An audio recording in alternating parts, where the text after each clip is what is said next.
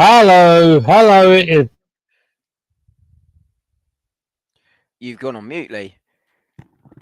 I shall do the intro. Oh, he's back. He's back. I was going to say good evening and welcome to Gooner Gathering with Lee, who hopefully has fixed his microphone issues in a second, and me, Dom from Arsenal Domination. We hope you're having a lovely evening. Lee, how are you? I'm great, mate. I'm having no technical issues until my end. It's all fine, and I'm happy to address the match that I've hardly watched, but it's going to be fun. This to make sure I can have the comments up there on my right hand side. Hope everyone's having a good time. The pre-season's underway. Everybody, officially, we had a game with cameras and stuff. We actually know the score to this one as well, so that's handy.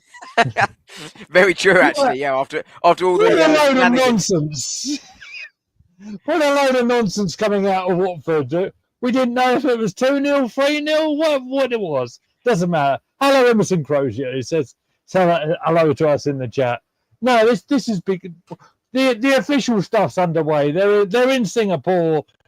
They're getting the hot weather training. We already have 5 people in the chat. Make sure you give us a like. Make sure you subscribe to the channel.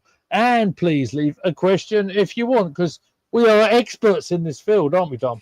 Oh, absolutely. Professionals, Lee, I believe, is the term that yes. would be... Hello, Matt. How are you? All right? Good to see you. I can put your comment on the screen now. There you go. Hello.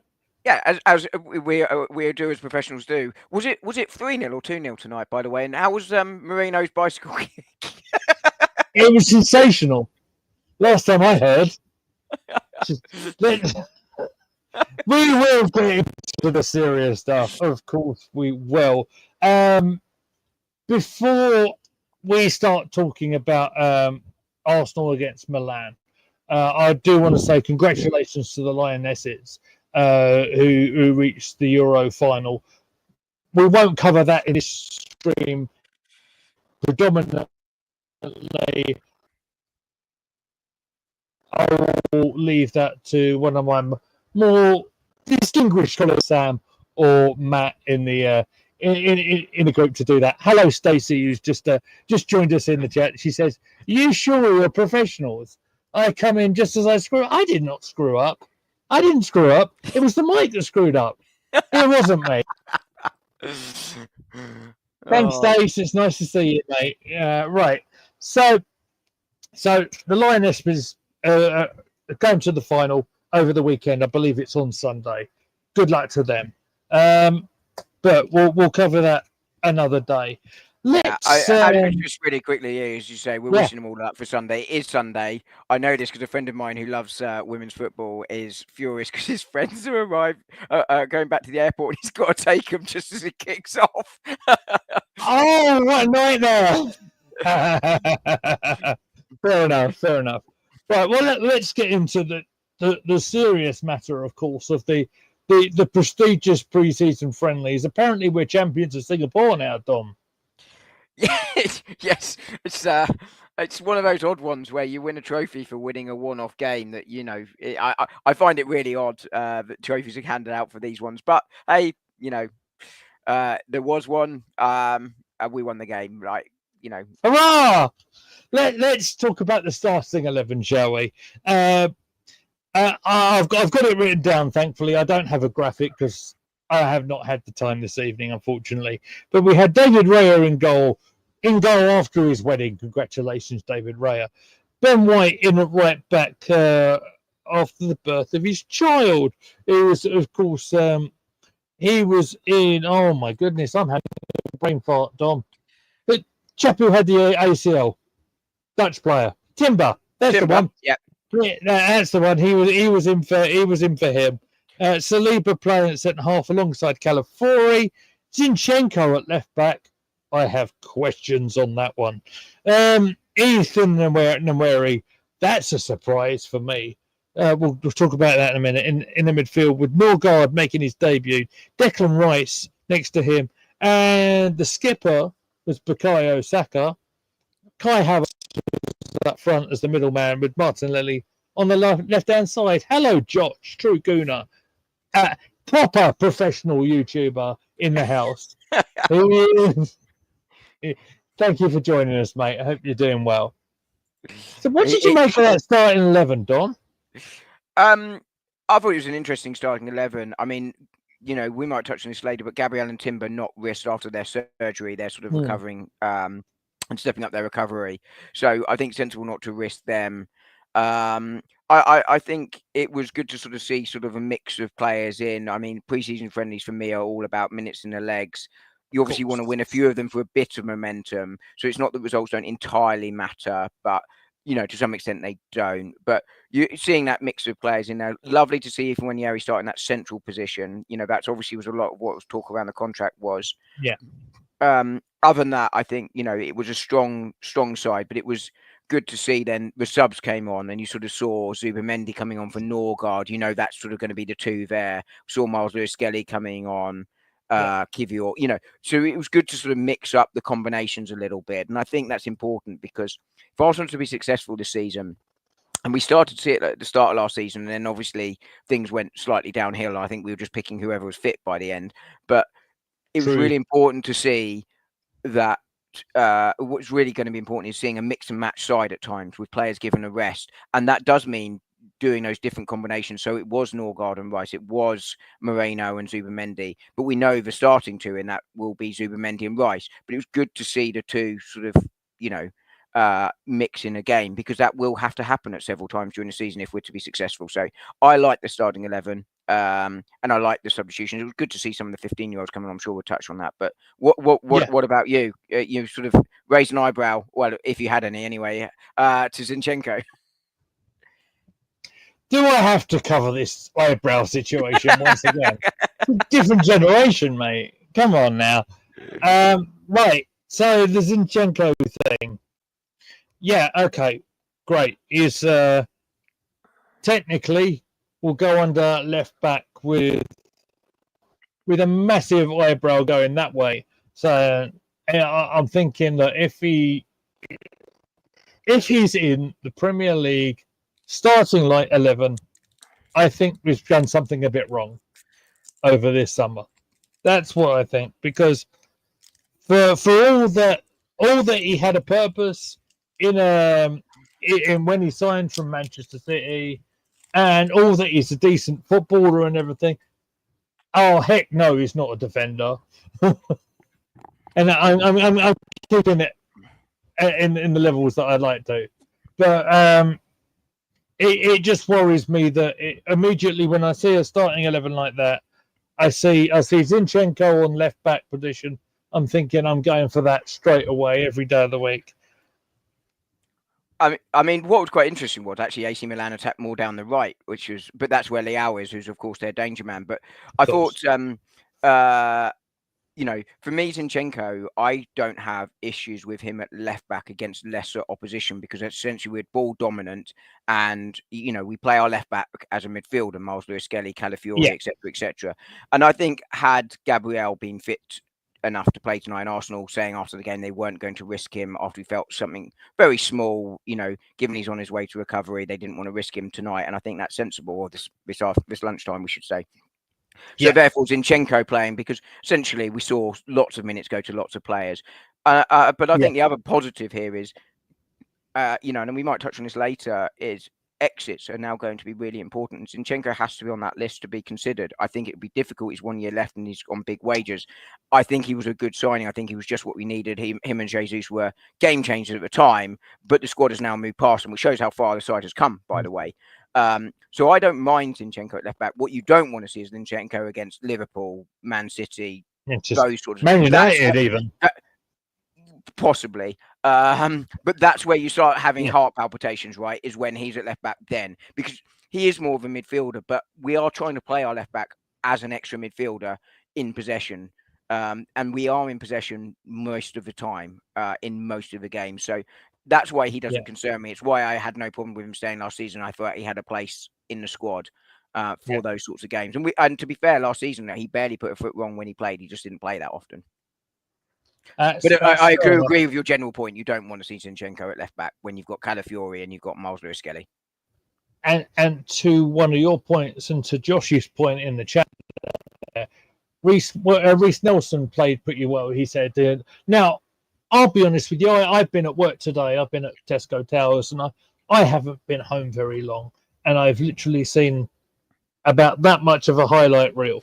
But the point is valid, right? If you have a first team player, great to see Reece fit first and foremost. Also, while I'm talking about players being fit, isn't it nice to see like the likes of Calafiori and Saliba fit and well? I mean, Gabriel Magalhaes, I believe, had some minutes on Saturday against Watford, but again, not risked this lunchtime. Fair enough. We have other pre-season games. I believe it's Newcastle on Sunday, if I'm not mistaken. Without looking at my notepad, but I think that's right. Their director of football / first team coach in Eddie Howe is in the dugout for Newcastle. He's currently in charge of all their transfer business at the moment, as well as trying to be the first team. Oh well, I mean that's talk about make things difficult for yourself. Eh? I mean, you threw me into a twist there. I didn't know what you want to say there. Okay, but Josh's point here on Reece Nelson, I mean, you know, I've only seen highlights because I was at work, but I've sort of read a few reports and I was watching sort of Twitter. By all accounts, Reece Nelson played well, and that's a good thing for Arsenal because Reece Nelson is another player we're looking to move on. We've talked about loans before. I thought he had 1 year left in his contract, which is why I was so anti a loan, but it's 2, which gives you a little bit more. But you know, he's another player you want to see involved in these games to help move us on to maximise revenue. One of the things I think Liverpool do incredibly well is move players on at above costs. We don't manage to do that. So seeing these guys play is important from that point of view as well, because the more money you generate, the more you have to spend elsewhere. Yeah. Sorry, there's a comment above the one I've just highlighted. It's from Emerson saying Norgard had a solid game. Yes, I believe he had the first half, right? Just sort of slotting in a sort of defensive midfielder position. I don't think he did anything spectacular. I don't think he did anything particularly wrong. I think that's what we expect of Norgard. We talked about him being maybe not an exciting signing, but one that will be able to do a job as and when required. Do you agree with me? I agree. I mean, obviously, people sort of see him because of the order people came in as, you know, as a replacement for our former number 6. He's actually the Jorginho replacement, right? That is what he is in the squad. I think this is a really smart, sensible pickup. By all accounts today, and you know, I've seen sort of extended highlights. He was neat and tidy in possession, did his defensive job well, and you know, Josh has made a comment here further down that you know Milan only managed 3 shots and were very, very defensive today. That's actually a good thing for Arsenal because we struggled to break down a low block, and we created a lot of chances today. A lot of them were blocked, but you'd expect that when you're having the box piled like that. But Norgard also, I thought was actually quite sort of proactive in sort of starting to try and move us up the field a little bit. Obviously, he's not going to do that to the same extent as a Rice or you know. Even to Mendy with his passing, but he was trying to move us forward, and I think that's important because if he's going to play 6, it's very different to playing 6 for Brentford. You've got to be slightly more on the front foot, slightly more offensive, and he sort of seemed to show elements of that today, which is a good thing. And I know we're not a Brentford channel, but I'd be really concerned if I was a Brentford fan right now. Yes, because they've sold their goalkeeper. I think they've sold a lot of their defensive players. They've sold their skipper to us. I think Weiss has been given permission to talk to another club today, Newcastle. And I mean, the fact that they got rid of Ivan Toney the summer before, I mean, goodness me, I'll be saying alarm bells everywhere there. I mean, you're missing 2 others as well, aren't you? Birmingham, Manchester United for, you know, 70 million, which is mental. Like, he's 12 months left on his contract. Like, you know, I was talking about him for us in January because I felt he would be under the 50 million mark that we had to spend. 70 million is completely and utterly insane. But they've also lost a manager as well, and I think he's a very good manager. Unfortunately, he's gone down the road. Of course he has. Of course he has. And I won't say him up because I don't, but he's a decent manager, like you say. And worrying time for the Bees is what I'll say. I want to catch up with the chat. And so Josh says Max Dowman looks absolutely incredible, but I think we can't rely on him. Kid hasn't even done his GCSEs yet. Difficult time doing them, I can tell you that much. Definitely has got a bright future. As he said, Nelson played well, and Josh agrees with me what I said. 100% Zinni. I want to see him playing midfield, though. I know. I kind of know what you're saying. I can't see the chat anymore. That bothers me somewhat. I can cover the chat very quickly, Lee. Yeah, I think Zinchenko is a midfielder, and as I say, I think that's where I would have him as that fifth midfielder in around the squad this year. If he stays, but I think ideally you move him on and get some money in for him. I covered this one earlier. This was Josh talking about the fact that we were very defensive. We weren't. Milan were. And this was to the point earlier about Zinchenko. You sort of play him in those lesser games where you're actually basically playing him as an extra midfielder who goes to left back, sort of like Xhaka did sometimes. Very much where, so. The left apparently back going to Sunderland soon, by the way, ladies and gentlemen. Yeah, Leverkusen not too keen to sell by all accounts. But, when our left back got caught forward, he'd drop into that left back sort of slot. I mean, it's a reverse. He sort of moves into midfield, but, that's exactly it. Calafiori in the centre-back position, finally. It didn't look 100%. No, he might not have looked 100%, but his hair was stunning. And the fact, and in all seriousness, right, that's not what this is about. It's about giving players minutes on the field for pre-season. I believe with Calafiori, he played 45 minutes until he was replaced by Kvyat. So I got no issue with that. Calafiori, we've spoken about the value of him. We saw him cover a number of positions. I'm sure we will do in the season upcoming. I don't know if he's a starter on against Manchester United on the opening game, but I certainly see value with him. What do you think with Calafiori? I thought, from the limited minutes, it's hard to tell because Milan was so sort of poor going forward. It is difficult to tell. The one from what I saw that looked to struggle, and Josh, I know you watched the whole game, so you can correct me, was Ben White, ironically, at right back. But again, really? Against Leao, Leao got into space down that side quite a few times, but maybe that's just the way the highlights look. It's difficult to tell. Calafiori looked okay to me again in the highlights. Again, difficult to tell. There was one nice moment where he sort of made an important sort of tackle just in our penalty area by the sort of touchline there. But it was, like you say, this is about getting minutes. Some of these players haven't played games for a long, long time, and Calafiori's season was massively disrupted last year. It's getting minutes on his legs that's important. Do I think he'll start at Old Trafford? No, I think Kvyat will start next to Saliba if Gabriel isn't fit. But I think, as you mentioned earlier, Arsenal didn't risk him today, and he did get a few minutes against Watford. So I would expect Gabriel to be fit against Manchester United unless there's a setback.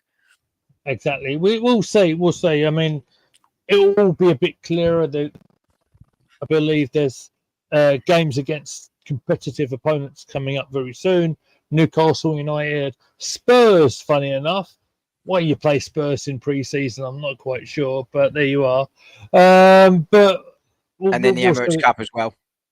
Of course, the two back-to-back games at home, which is and of course that'll be another trophy potentially, right? Because Arteta's won another trophy today. Oh, Timmy, we're definitely not. I'm saying it on purpose. I'm saying it on purpose. Just in case, I'm going to just try this. What's this? Just in case Posh Bertie's watching. Let's see if he's appearing. If we say his name twice more, does he turn up? He might. Do you know what? It's funny. It's funny because I actually had a phone call off our former broadcast colleague, right? And he's changing his moniker, ladies and gentlemen. Did you know this? I didn't. Oh, he's not going to be Posh Bertie anymore. It's going to be Cider Bertie. He's going to Somerset. I did not know this. Does this now make me the new poshest man on YouTube? Yes. There he is. I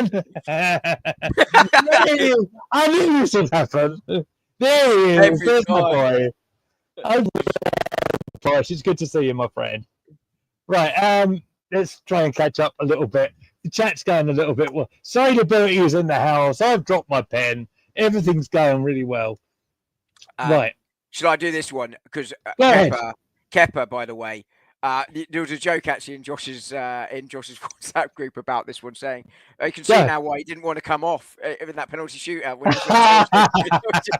you know, I can't remember who told that one, but it was a good one. But yeah, he made some really good saves. You know, for what it's worth. A couple of the penalties today were, you know, worthy of the Lionesses last week. Steady. But yeah, I mean, ultimately, you know, Arsenal won the game today. We talked about the significance. It's not massively significant. The penalties, good practice, lost them. But Kepa looked good in goal, to be fair. He's in the penalties. He didn't have much to do during the actual, 45 minutes or so he got on the pitch. I would say with Kepa, great value for money. Decent goalkeeper with lots of Premier League experience. I don't have an issue with that one at all. I said at the time, smart signing, really smart signing. £5 million for a goalkeeper of his caliber to be your backup goalkeeper. Yeah, I can't find fault with it. No. Let's say hello to AFC Always, who's joined us in the chat. I'm all glocked in. I mean, we'll cover what you're talking about shortly, because as far as I'm aware, I mean, I'll have a quick check on Twitter, but I don't think what you're talking about is not been announced yet. No, medical tomorrow. Sporting are being slow with the paperwork. Arsenal have submitted all the paperwork. Sporting have not responded and therefore have not given permission for the medical. Wow. They are being silly little so-and-sos here, aren't they, Sporting? Let's be fair. We're talking about it, we might as well. Gokares, we had the here we go off Fabrizio yesterday evening. And some people were speculating he was going to come up at half-time, you know. I mean, some people were speculating he should have played today. Yeah, I mean, obviously, you know, he's not signed yet. He can't play. I think he will come out. If I was Arsenal right now, if the medical's tomorrow, you fly him. You know, and AFC always makes this point that we fly to Hong Kong after Sunday. I wonder if you send him direct to Hong Kong rather than send to Singapore and then to Hong Kong. I mean, the flight's not massive. It's 2 hours, 3 hours. I think it is Hong Kong, Singapore. But I don't think you send him the extra mile. So I think I would now fly him direct to Hong Kong, assuming there's no issues with the medical. Obviously we'd like to have seen him out in this game and signed on time. Yeah. But, you know, Sporting, as we've sort of alluded to, very, very slow, stubborn over it. You know, Arsenal, I think probably could have just gone, do you know what, just do it. I think, both sides have to take a little bit of fault there, but ultimately Arsenal have got him now, and they've saved over £20 million on this deal, by the way, from the initial asking price, which I never thought was going to hold, but it was the initial asking price. But and ultimately he's missed a week of training with Arsenal. I don't think in the grand scheme of things that's going to be massively significant, but it would have been nice to have that extra week. Yeah, exactly. I mean, I think it's possibly more likely that we get an announcement of another player before we get a Gorkarez announcement off the club. This is insane. And that would be Mascara. Who we know is already there. Arsenal confirmed he flew out. Why have we not announced it? We saw the picture, everybody. We saw it on the images thing. The Getty Images picture. I don't know how this got out, right? The defender, as I think it's been widely reported, is flying out to Singapore, straight to the team hotel. Emerson messaged me this afternoon, and they're expecting the announcement tomorrow. And they're looking at the two potential squad numbers I can see them using. I would imagine I'd go for the 18 with Mascara potentially. I can't. I mean, you've got 3 or 5 vacant. I see the 18 for Mascara, but we'll see. I don't care about squad numbers, but 3 or 5 does seem a bit high for him, right? Yeah, it does. For someone that's not gonna, in my eyes, jump into the first team squad straight away. would seem a bit weird. Yeah. Right, where do I need to go from here? Should we go from one defender to another, which was Jakub Kivior, who lovely Yes. cross for Saka's goal. Absolutely Knock horrific finish from Saka, out. but it went in. Boom. Thank you very much. Set up, lovely. Yes, you're absolutely right. £50 million. Anyone want him? Well, I wouldn't sell him personally. He's not the defender I'd sell. Kivior, come on, played 45 minutes, played that beautiful ball in from the left-hand side, found Saka on the, hold on a second, let me check my notes, 53rd minute, Captain Bukayo Saka scuffs it away. It wasn't the cleanest of finishes. It won't get goal of the season, ladies and gentlemen, but it went in the net. It sort of went into the ground and went in. Decent goal, nice ball in. Lovely cross. Keep on getting service like that into a penalty area when you've got a striker in place. I think we'll be laughing, right?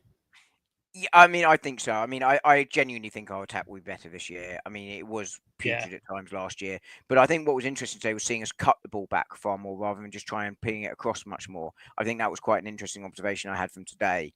And I think there's sort of, if the attackers stay fit this year, you've got far more options, and that gives you the options off the bench. So I think Arsenal scored a lot of goals in the previous 2 seasons, so I'm not concerned about that. But if you've got your centre back pinging balls in like that, then that's another useful weapon.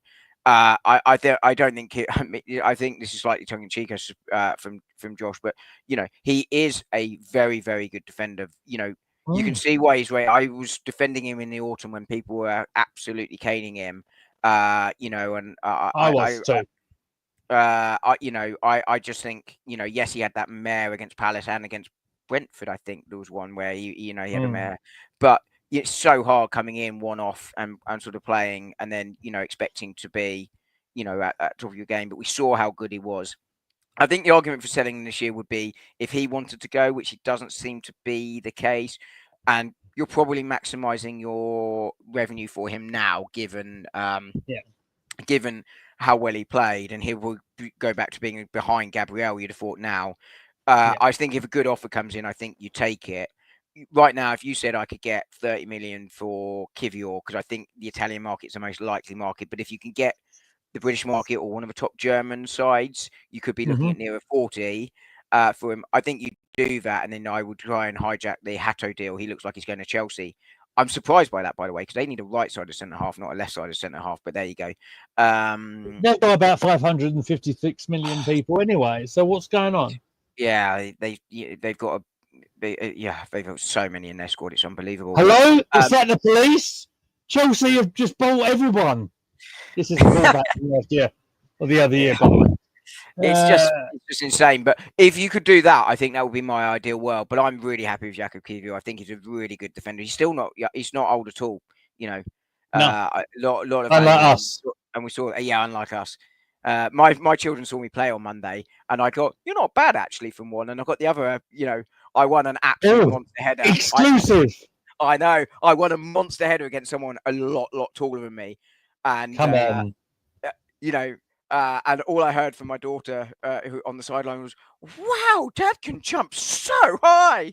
Oh, that's so cute. John, you better tell us the result and where you are in the league now, mate. Come on. I don't know where we are in the league, but we're in a relegation scrap following promotion. But we were 3-1 down at half time. We won 4-3. So I got an assist. So I'll take it. Great for your FPL points, ladies and gentlemen. Yeah, absolutely. In fairness, I pinged the ball into a striker who missed the ball completely, and it ran through, and our winger went on to score. So the assist was kind of by accident, but it was a lovely ball into our striker. He just completely missed it, which did the defender. And of course, if you want to see Don play a little bit more, you can join our Patreon page that doesn't exist. No one wants to see that. No, of course not. Right. Where would you value Kivior in terms of if you were to sell him now? Sort of what price point are you looking at? Realistically, obviously. Realistically, 45, 40 million, something like that, probably. On the run of games he had from the back end of the season, he managed to perform at a really good level, I thought, for me.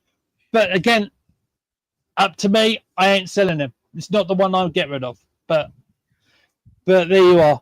Yeah, I don't can think you understand. actively look to do it. No. I mean, there are other people involved. Like I mentioned Zinchenko, I ain't the biggest fan, but I ain't picking on him. He's part of the Arsenal team. It's what it's all about. Oh, okay, Bertie is in with the exclusive. This was Gyökeres. So as I was mentioning earlier, medical reportedly tomorrow. We do take an age to confirm them, but I think the important thing is you get the medical done and the paperwork done, and then Right. At that point they become an Arsenal player, and that's the main thing. So this is the serious me coming into this right now, okay? Because we discussed off air, and we're not gonna name and shame a certain person, but the fact that Gorka has never played against Milan, and in my eyes, even if we put the signature on the paper, probably doesn't play against Newcastle on Sunday. Because do you know why? Because he'd probably need to do a bit of training first. Yeah. Because first, what don't you want to do? You don't want to get someone out on the field. You don't want to get someone causing an injury, cause a muscle spasm, cause a muscle pull or something, and then do yourself in. Then all of a sudden, all that money you've just paid on the centre forward, he can't play first game, and then you're back to Kai Havertz, which I know he's about because I know he's a big fan. But can you imagine, right? Can you imagine the uproar? Yeah, I mean, I've said it before. I wouldn't be shocked to see Havertz start against Manchester United, to be perfectly honest with you. Did. But and I think he is much maligned. But I think Gyökeres is the obvious upgrade because Havertz's biggest issue for me is his clinicalness of his finishing. He still has a decent enough goal scoring record as number 9, but Gyökeres in theory should be that bit more of a clinical finisher, and he will be the starting number 9 for Arsenal for the majority of the season. I think Bertie, as I say, has a point here about how long it takes us to announce it. Mosquera, we know is an Arsenal player. We know he's in the Far East. So why the hell haven't we announced it? I don't understand that. But the important thing is he is an Arsenal player. Get the video done. Training. Yeah, well, yeah, but there you go. But the important thing is they're now out there training. As we were saying earlier, for me, would now send Gyökeres direct to Hong Kong. He's not going to play against Newcastle anyway for the reasons you just outlined. You want him training. He's been on the beach for the last week or so, which might not be a bad thing for him anyway, just to sort of relax and what have you before the deal gets done, clear his head. You've got to work on your sandcastle treatment. That's what you've got to do. What, as opposed to Newcastle? But yeah, you do want him trained. I'm quick. Just ask Mrs. P. That's what you're telling me off screen, mate. Right? But it's. I don't want to make you blush, mate. But good PG, mate. Yeah. Yeah, I say PG show, but yeah, you don't want you wouldn't be playing against Newcastle. Mosquera, I could see getting some minutes against Newcastle, because he'll have trained a few days with the side, but. Do you know what? It's worth pointing out as well that Nuno Madueke, the acquisition of Chelsea, it's been agreed that he's going to have a break because he played all the season for Chelsea and then he played the extra bit for the World Club Cup nonsense load of rubbish up at Saudi Arabia thing, right? He's never going to be at Arsenal. And these are human beings, boys and girls. These people need little bit of break. Like, for example, this young man who's talking to you all right now has got a little bit of a break from my normal place of work, the place I get paid for, right? Next month. I can't wait for my break. I'm still be here with you guys. And if you want to pay for it, just drop us some money on a Ko-fi link. I mean, I can do that right now. Hang on. But, Noddy Madueke wanted to be there, right? And Arsenal told him to have a break. I think the mental side is important. I think the disappointing bit about him not being there is the fact, of course, that is the fact that he then not with his teammates and training with them and getting used to them. But like you say, I think everyone needs a break. I think it was important that Arteta had a break after a season. Berta will have a break. This is Presumably, once work on his barbecue. Yeah, absolutely. But Berta will have a break after the transfer window ends. Normally, in the past, Edu's had a break sort of between the season and the transfer window. Obviously, Berta came straight direct from having had a few months off anyway, so he sort of hit the ground running. But that mental side and that mental break is really, really important. But I think it was a good sign that Noddy Madueke, I have some reservations about it still. In terms of the opportunity cost is basically my reservation. We'll see whether that reservation is true or not at the end of the window, rather than the player himself. But that mental side is really important. But what was good was he was wanting to be out there and wanting to be with the team, which is a good thing. We talk about Gyökeres wanting to be here, and pushing, doing everything as well. Noddy Madueke, at least from that point of view, despite my reservations about him wanting to be with the side, is a good sign. Yeah, and I don't think Madueke would have had any of the deal that he would have had from social media and all that if it weren't for some of the impatient people on Twitter and the cesspit that's going on over there right now. Because we all know we needed the big name striker. Just let the business happen. Can I just tell you, the gentleman to my right was far calmer about the whole situation than I was. But did you see me at Gooner Gathering put any nasty tweets out? It's not how I roll, ladies and gentlemen. No, so, I mean, I was always very calm about it, but we've always sort of taken that sort of, calm approach to things. I think, you're exactly right, though. Had Gyökeres been announced first, I think you get less of a backlash from this one. Like I say, I do have concerns about the Madueke deal, and we'll see what happens at the end of the window. But ultimately, he's an Arsenal player now, and I have no concerns about him as a player. His decision-making is and consistency, I think, are the areas I would have concerns about him as a player. But he's direct. He provides natural cover for Saka. He's familiar with the league. There are a lot of plus points to it as well. Yeah. My concern is, does it impact other business? And we'll find out by the end of the window if he does or not. Well, if we haven't announced him and someone on the left-hand side by the time we play Manchester United, then that's an issue. But we should probably catch up with the chat very quickly. Please do, Don. Just want to say hello to Liam, who's here as well. Hello, mate. It'd be interesting on the shirt number for Gyökeres. We discussed shirt numbers earlier. I don't think either of us have too much interest, but very quickly, Gyökeres, which number would you give him out of those numbers there? 69. We'll move on. Rory, welcome, Rory. Lovely to have you along watching us tonight. I think this is really, really, important. Again, I've only seen extended highlights and sort of read several match reports on it. But I actually did jot down that I thought Saliba looked back to his best. He looked tired and jaded towards the end of the season, and almost sort of a little bit burdened, for want of a bit of better word, of being the senior partner, because he's still quite a young defender, which shows the importance of Gabriel. But he's absolutely right. His pace getting back at times and on that cover, allowing Arsenal to be further up the field, really, really important again tonight. And I think, it's a really good point from Rory, this one. And on Saliba, Dom, what did you make of Marcia being a bit disruptive again today? Talking about Real Madrid, Saliba, and the links are getting stronger and all that sort of nonsense. I think that falls in trouble again, to be honest. I hadn't seen it, but I think it's a load of BS. Saliba has been offered a formal contract by Arsenal for further discussion. That contract will change. That offer, it's that first offer. There's always sort of more to discuss, on these things. As we sort of saw with Wanyeri, we sort of seen it with Skelly and others. So, we're not there yet. But I think the fact that Arsenal feel confident enough to offer him that first written deal suggests he's going to sign another deal. He's the one I was always most concerned about.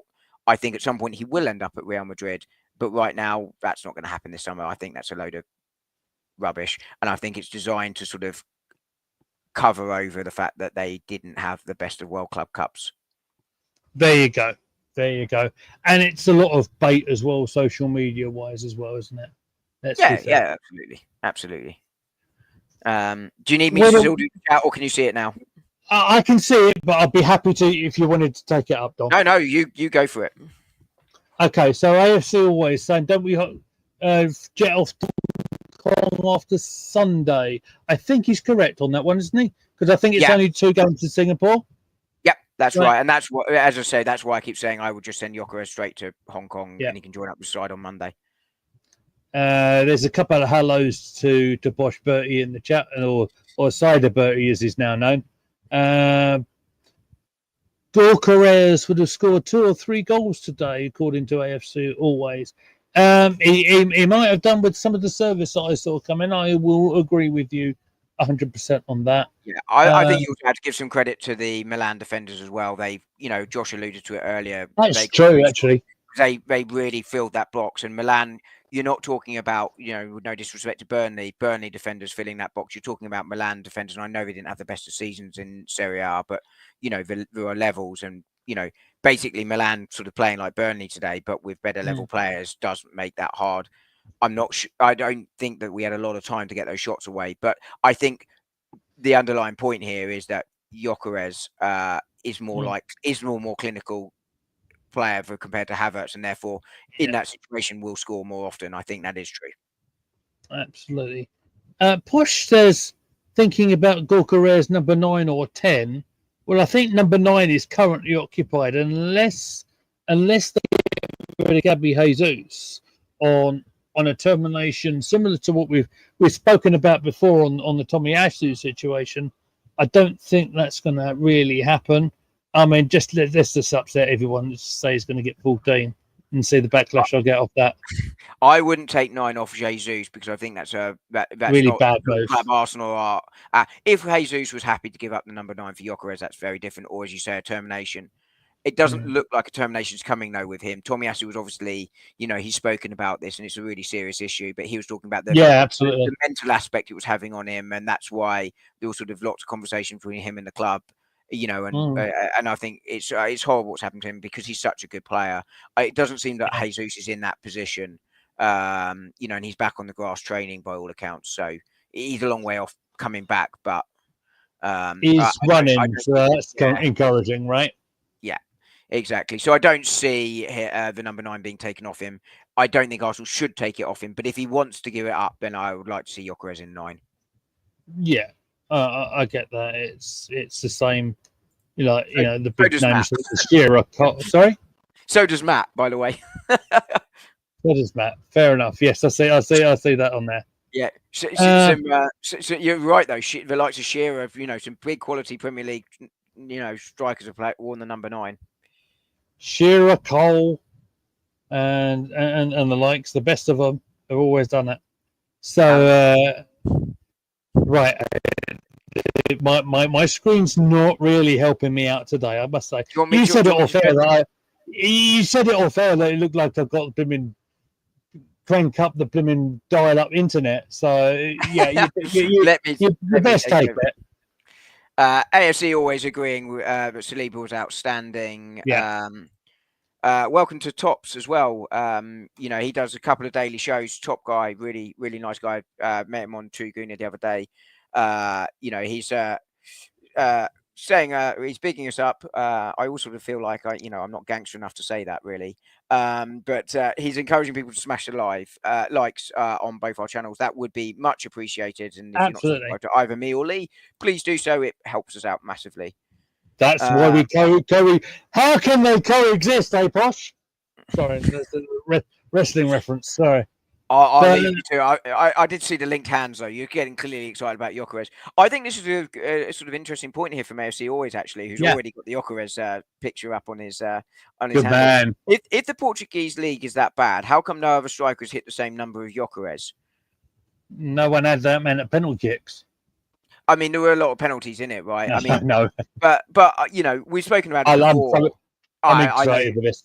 I know you were sort of being flippant there, but we've spoken about it before. I think his record at Coventry in the Championship, which is no mug of a league, he scored 6 goals and assists. I think it was against the top 3 sides in Portugal this season. His Champions League record, his international record. You look at his movement, you look at his ability. It should transition. It's never a guarantee. You look at Darwin Núñez at Liverpool, but I'm not concerned about the quality. The Portuguese league isn't high quality at the bottom end in particular. The top end's not bad at all, but I'm not concerned about this one. And I think the point here that AFC always is making is really valid, which is, yes, there might be penalties, but hey, you still got to win them, and he wins a lot of them himself, and then he puts them away. And he's right. No one else has ever put those numbers up, and I think that's where we should be excited. Am I right in saying he converted a couple against Manchester City on that Champions League game as well? He certainly got a hat trick in that game. Yeah, he did. Yeah. So you can't. When you converting hat tricks against caliber of the English former champions, he ain't bad, is he? Let's be fair. I mean, you could have the worst number 9. You could have me. I don't cross the halfway line unless absolutely necessary. But he can't head a football. It's very tongue in cheek from Rory here. I think it's an area of his game to improve, in all seriousness. But when the opposition fans are throwing that sort of line, and he's so desperate to be here because he can't go anywhere else. When they're getting salty about things, you probably made a good signing, and I think this will be a really good signing. And I'll have AFC always personal best is way above that. It's 120 seconds. Wow, this is getting out of hand, isn't it? Yeah. What else we got in there, Dom? We're still I suspect this might be a little tongue in cheek, but let's go. We still need to sign a left back. Yeah, we haven't signed a left back, by the way, this summer. That's always worrying. Yeah. And on a serious note, a left winger, I think that certainly another attacking option is something. I spoke about this today. Actually, Arsenal are concentrating on outgoings now to sort of trim the squad slightly. I think that's sensible. Absolutely. Keen to add another attacker, and there is talks that it could be 2 if there was an outgoing sort of first team outgoing attacker. That presumably would be Trossard or Martinelli. Arsenal apparently can do one more incoming without outgoings. In terms of financially, they're worried about squad size, which is where the focus will be on outs. But if someone were to leave, Arsenal would be looking to do 2, which I think would be interesting. But I agree, the left wing is a scenario. I think it's good that we got a natural backup to Saka in. I would have probably used Martinelli and gone for Rodrigo, but that comes with risk of what if Rodrigo doesn't want to leave? You leave it late in the window, there's going to be a lot of competition, and suddenly you might be scrambling. But personally, I would have used Martinelli as the backup if I could have got Rodrigo. But I do think something on that left wing, that left side, offensively, would be a very sensible move from Arsenal. Madueke for me is not so good out on that left side. Yeah, and I've said my piece on this one as well. If you're going to get any sort of money in on transfers out, whether it be Trossard or Martinelli, it's obvious, isn't it? It's Martinelli is the one that's going to give you the value because of the age thing. Yes. What's his product? And do you want to lose Trossard? I don't know. You tell me in the chat, guys. You know better than me. Ideal world, and the point here that AFC always making as well is the one that I have concerns about Madueke is that if you then don't get in that left-sided winger, if you get in that left-sided winger and Madueke, then that for me is less of an issue. But if it precludes you from doing it, it sounds like it's not going to. That's my concern. But like I said earlier, we'll see where that ends up at the end of the window. My ideal scenario, and this is ideal world scenario now, is you bring in Eze. I've loved Eze for a while. As that extra attacker now, because I think he's at something different. He can play in multiple positions. He can sort of play as your left 8 if you need him to. If you're really just chasing a game and you're almost getting an extra attacker in and say Zubimendi be the single pivot on your own, because he can do that. That's why I'd like Eze, and he's a direct. He's a good runner. He can operate in those tight spaces, and I think that's crucial to unlocking the low block. My ideal world would be Trossard goes out because he's in the last year of his contract. It's probably 20 million tops. And then you bring in, and then you would bring in a Rodrigo. That would be my ideal world. The issue with Rodrigo is going to be a lot of teams are going to want him. A lot of teams, including big ones in this country. Let's be fair. And it's going to be, and then we don't know. Is it going to be salary that's going to be the thing? Is it going to be guaranteed starting? He starts at Arsenal, Liverpool, and Manchester City. He starts at Bayern too. You're going to have a lot of teams. It's going to come that's not an easy one to get done. Arsenal, I'd like to see in the conversation at the very least, and I'd love to see Rodrigo. But ideal world, it's Trossard out, Rodrigo in. But I'm aware that is me that sort of dream world, isn't it? Really. And that's the interesting one because Trossard's the only one who actually, of the outfielders, who actually played every single game, like for a part. It's weird. Yeah, I But think Eze does his role right. If he came yeah, in, I think that's an upgrade. And as I say, 12 months well, left in his contract. does it well as well, Eze. And, with the added thing that is, what, 27, I think? Yeah, Something 27. like that. 27, Yeah, maybe 28, but I think it's 27. 27, I think. Uh, You're getting good mileage on his legs, and he's also a Highland boy. He's going to have that little bit of an edge on him for the fans, isn't he? Yeah, exactly. And he'll have a point to prove having been released. And look, it's not uncommon to see players released. We released Harry Kane. He didn't turn out too bad, And unfortunately. Andy Cole. Yeah, but just don't know when they're 8, 9, 10, Yeah. 11 years old how they're going to come in. Birdie here saying that signing Madueke would probably now funded Chelsea's move for Hato and Xavi Simons. I think it will obviously contribute to that. There's no getting away from that. But also Chelsea just raking 120 million at the Club World Cup, which will be more than they probably anticipate getting. But Chelsea's model is get them in, sell them, and when you look at PSR, you sell players and you get the value this season. You buy players and you get it staggered. But I think what's really allowed Chelsea to operate in this window, and Madueke, as I say, has contributed. There's no getting away from that. Is they sold the women's team, which I don't think they should be allowed to do, by the way. But no, that was No. Villa, but they sold something else, didn't they, Chelsea? No, you're right. You're absolutely right. Chelsea did exactly the same thing. Was it both of them did? I knew they sold something this year. And it Both wasn't. the sides did that. Yeah. And I just fundamentally think you can't. For me, I think on a moral issue, you can't not say women's team are not counted as PSR because of the cost of operating them, and then say, but if you sell them, you get it. I just don't fundamentally agree with that. And at some point, they're going to run out of things to sell. But Posh is right; it has contributed to that, but I don't think that's the only thing it has. Yeah. Liam's asking about my opinions on Martinelli today. Do you want me to cover this one? Because I've seen more. So, again, just a caveat: Lee and I both have jobs, and we were working, so I've seen more highlights than Lee has. I thought what was interesting was to see Martinelli more direct and moving sort of more centrally, coming in off that left wing from the little bits I saw. Again, just need to caveat that I think that's important and exciting. But it's difficult to sort of get a handle on a preseason game. It's both sides rusty, and you've got minutes in the legs being the most important thing. But the bits I saw of him sort of going more direct to goal, I think was really encouraging, particularly if you've got Gyökeres up front who will drift left, and that's why I wanted Gyökeres, because I think it makes our attack more balanced with very right-sided central. I think that improves the left. Yeah, absolutely. And Liam, sorry, just made the point here. Mixed opinions online. Respects it's a friendly and players need fitness. Our last season's worries over him still there. I thought he ended the season really, really well. He's definitely got issues still with consistency and decision making. I don't think that goes away overnight, but hopefully it will. Will be better this year. And I think we agreed, Dom, that it doesn't matter if you're Madueke, with your Martinelli, with your Kai Havertz, with your Gyökeres. If you go blue on the white line, you support whoever's on the field, right? And yeah, 100%. I mean, we've seen it. There's certain players. The Madueke thing I'm thinking of.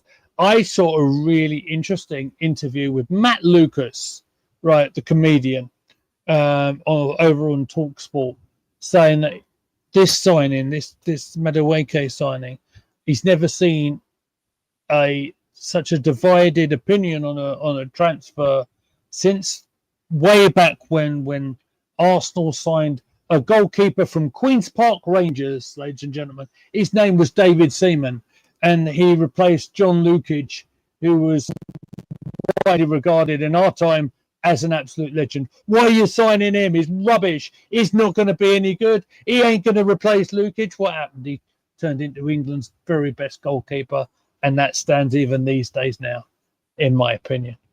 Yeah, I think Peter Shilton might dispute England's best goalkeeper, but certainly Seaman was an incredibly good goalkeeper. No question about it. Exactly. Like I don't think there's much between them, but Matt here saying Rodrigo might be too lightweight for the Premier League. I think that would be a concern. We won't know until he gets here. I think the fact that a lot of people are after him, including Premier League clubs, would suggest that they are less concerned about that. But I think it is a legitimate and fair concern to have. And AFC always saying that smash the likes for both our channels. That's very kind. Thank you very much, mate. Much appreciated as always. I mean, talking about being lightweight and being physical enough for the Premier League. Did you see how Kai Havertz was, by the way? This guy is hench now. Yeah, I mean, let's see how that sort of translates into sort of his performances. But if it does make him less I mean, I don't think he was ever massively lightweight up front, but it'll be interesting to see if that sort of helps make him to a better player. And he's got serious competition now. Yeah, it's not gonna make him any worse. It's going to improve his attributes, and I think if he gets him a little bit stronger, winning the balls in the air, for example, the guy's 6'5" anyway. I think any extra help you can get, great. I mean, I think that's more technique, to be honest, than bulk. Yeah. But, if it does stop him being knocked slightly in the air, that will help. But yeah, I just really quickly, actually, because I meant to mention earlier when we were talking about the game, Max Dowman at 15, again, came on today, as did, what's his face, Salmon as well. Salmon, yeah. He missed a penalty, unfortunately. But, I think that just shows how sort of not serious the penalties were, really, when you've got 15-year-olds out there taking it a great experience and stuff, I think we took about 9 or 10 penalties today, did we not? Yeah, it went on and on and on. Max Dowman, by the way, cool as you like for his penalty. I thought he played really, really well. But Ethan Wanyeri, by the way, looked absolutely out of this world today. He looked refreshed, looked like he'd sort of, got some of that. I felt he was struggling with his sort of fitness and sort of confidence at the end of the season. It looks like that's come back. I know it was a friendly today, but Milan aren't mugs. No. World-class opposition, definitely. Yeah. I mean, certainly caliber of Italian football. Come on, it's Italian football royalty there. But I mean, they had a shocking season last year.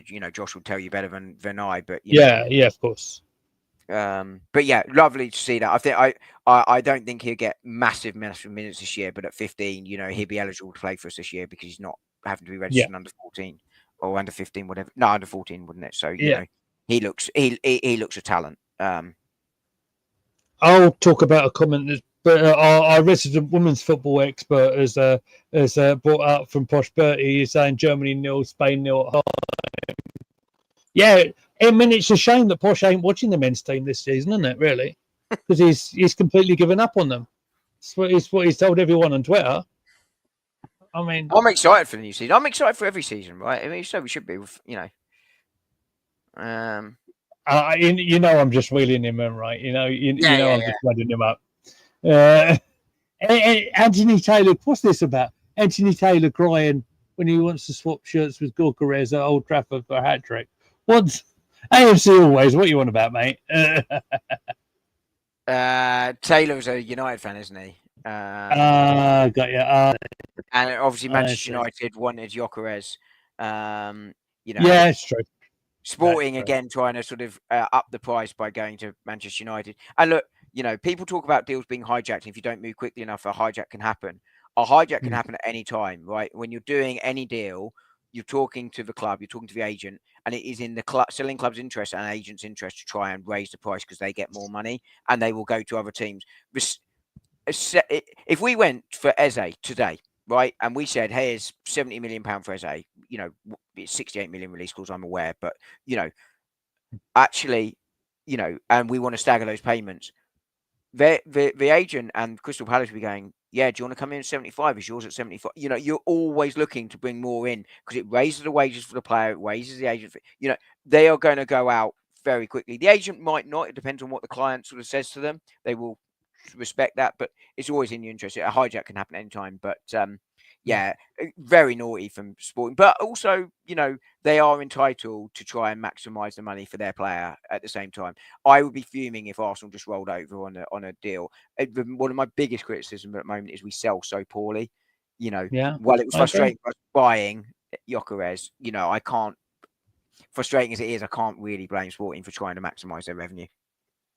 The only time we've actually managed to get any money in of recent times was last summer when Emil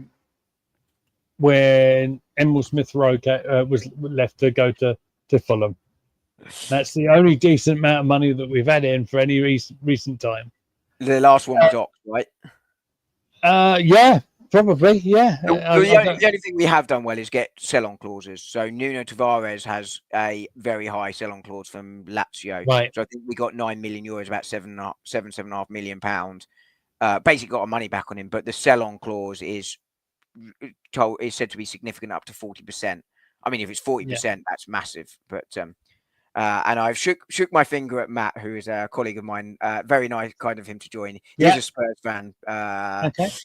But no, thank you, Matt, for joining. It's very kind. I hope you're having There he is. good week off. I see him. There he is. Okay, question come in from AFC Always. Here we go. It's about time this one came in. Did the Gorkarez deal, is it a Berta masterclass or is it what we paid for Sporting wanted? Gorkarez cheaper than Havertz, but can guarantee he won't be on the same wage as Jesus or Havertz. I don't know if they've made any of the wages any accessible. I doubt that very much. I would imagine he's on less than both of those two. I think we haven't had it come out yet, but I'd be surprised if he's on as much as those two. I think the way I always see transfers, right, is it's not an Edu or a Berta. I think there is very much a consensus at Arsenal where they will go through names. There will be debate. Arteta might like one player more and Berta might like another player more, but they will go forward in agreement together on what they're going to do. At that point, it's then over to Berta to do negotiations on the price. And on this one, as I just said earlier, he saved over £20 million on this deal. And it's actually only taken 17 days, by the way, to get the deal done with Sporting, and Sporting were buggering about to make it difficult, right? It's not actually taken as long as we think it has. Before that, there was a lot of discussions where Arsenal were working out Sesko, Gyökeres. I wonder if that would have taken so long had Berta been here for a year rather than just come in. I don't know, but 17 days for the deal. But Berta deserves a lot of credit for negotiating that price down quite significantly, by the way, as does the Gyökeres' agent for waiving some of the fee. I think he and Gyökeres also deserve a lot of credit for this. Now it's over to Arteta to see what he can do in terms of how he uses him on the pitch and getting the best out of him. But he also has a hand in the transfer stuff where he will talk to the player. This is how I see it. And he will sort of sell the club vision sort of stuff. So it is very much a team effort from start to finish. And that was the same when it was Edu. And that will be the same after Arteta is gone. Right. That is how Arsenal operate. It's how most clubs operate. Apart from Newcastle, apparently he does it all himself, right? Well, he does at the moment because they've got no director of football, which is what's causing the issue. There was a power struggle. That's nuts at this stage, isn't it? I mean, I assume that there's someone doing the negotiating on Hal's behalf, right? In terms of the contracts and stuff. But Hal is identifying and going, this is the target, and that's no wonder they're struggling to get people in. But I think this is a really good price. I think it's a really good deal. I actually almost think this could be, in theory, this could potentially be the signing of the summer in terms of value for money to output. I think it is that good a deal. I really do. Right. But he's also going to be cheaper, by the way, because he's coming from the Portuguese league. Right. It's like if Hato, for instance, was at, I don't know, Crystal Palace rather than Ajax. Ajax, with all due respect to Palace, a bigger club, Hato would cost more because it just costs more to buy Premier League players than it does. From these from those leagues. We're also in a position now where players are more desperate to come to Arsenal because we're a bigger club than we were when we signed Jesus. So I think all of these things factor into things. But this is undeniably a really good deal that Arsenal have done here. Okay. I mean, I see the comment that's just come in from AFC Always, and I think we're going to see a lot of this. To be fair, if we don't score within 10 seconds of the game starting, I can see people saying Arteta out because he hasn't scored, or we haven't scored 7 goals in the first half. So we'll discuss it. Now Arteta's got a goal machine, and he wins nothing next season. Do you trust these owners to sack him? I mean, where do you go on that, Dom? I mean, the first point to raise, right, is we haven't played the game yet, right? And we don't know that Gyökeres is going to be a goal machine in the Premier League. He's unproven. I think he will be. what I would say, I think you're absolutely right here, is that we again need to give time for not just Gyökeres to settle in, but Zubimendi. I think Norgard and Madueke could get up to speed quicker. Their Premier League, I think that will help. But we have seen before that even doing that, players can take time. Moreno was being lambasted in the first half of the season, as was Kivior, as was Kai Havertz, who still is to this day. I still think, while it's the right decision to upgrade him, I still think he's unfairly, maligned by a lot of the fan base. But you can see how sometimes it takes a while to get up to speed. And actually, Declan Rice was talking about this, and he's not the only one.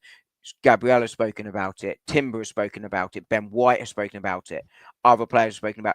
Actually, it's a very complicated system that is run, and it requires a lot of intensity and a lot of adaptation to it. Now, you can criticize the manager for that if you want as well, by saying, well, simplify it. But actually, is the fact that it's so complicated actually makes us a much better side. So I think time will need to be given to everyone. But you're absolutely right. The second Gyökeres doesn't score for 2 or 3 games, it will be on the manager, not the player. In reality, it will be a transition period in, and we don't know. In terms of the season, and I said this last year, and I've taken some flack for this for changing my mind. I changed my mind on not sacking Arteta if we didn't win something last year, very simply because although I don't think this was the only issue, the injuries last year were so significant. No side has ever had that level of injuries and, finished second in the league, got to the Champions League semi-final, etc., in the same season. I'm surprised that with the level of injury we had, we got as far as we did. The last time I sort of saw a top side go to that sort of level was Liverpool, and they finished 5th under Klopp in that season. And Klopp, is a more experienced, more decorated, and a better manager than Mikel Arteta. I don't think there's any denying that. So he's picked up the trophy. Yeah. So Yeah.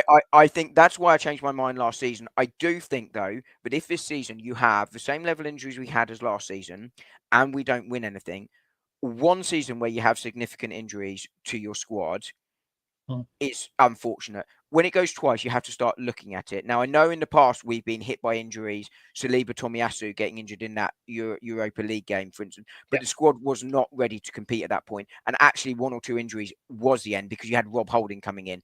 That excuse isn't here now, but we had significant injuries last year. That's what changed my mind. But as I say, you do it 2 years running, then you've got to look at it and go, well, what are we doing wrong? Because that's not a one-off. And therefore, I do think that if we do not win something this season, then you probably do have to say, Mikel Arteta, I think you've done a great job, really well done, but it is time to go. And as I say, I said that last year, that I will be completely open on that, but that is the reason I changed my mind on that. And if someone can sort of say, hey, here's the example of another English side where they had that level and they did X, Y, and Z, then, I'll change my view on that. But no one's ever been able to give me that because I can't see it exists. But he has to win this season.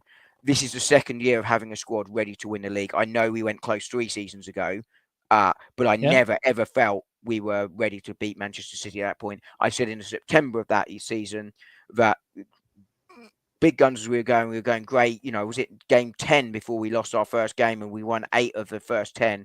I was like, this isn't sustainable. The squad isn't deep enough. The squad is deep enough now.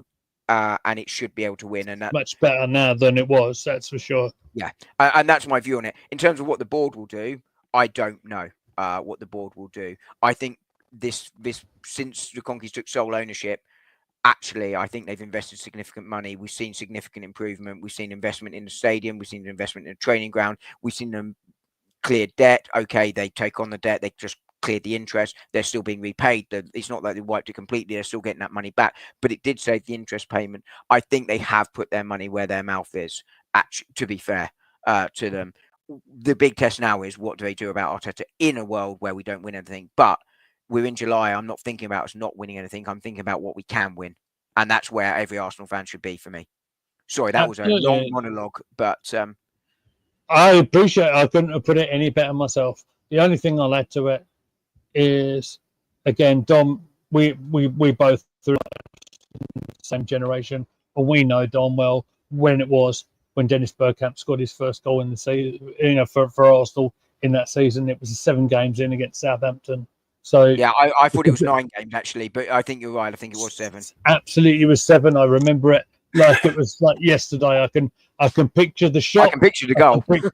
I can picture him like that because it was a weight off his shoulders, because there was pressure on him. And a big signing of £7.5 million back in the day was a lot of money. It was a lot of Strangely, money. Yeah. imagine the pressure on these lads now.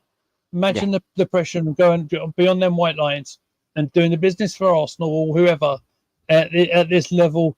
The minute you hit a penalty wrong or you scuff a shot and then you're rubbish, apparently. And you know, it's just, you know, let's be a little bit sensible. Well, look, this is where we're at, and this is more or less where we're going to end it, I think, because we're already gone over an hour. And if I don't say hello to my wife and my kiddo in a minute, they're going to be in a bit of trouble. I'm going to be in trouble. So look, we just completed the first game of the pre-season. We've won 1-0. Okay, we lost on penalties. Honestly, who cares? As long as the team's got through without any injuries, if they've got through, they've got minutes in their legs, they've got players that have come back from injury. We're on the we're in a good shape.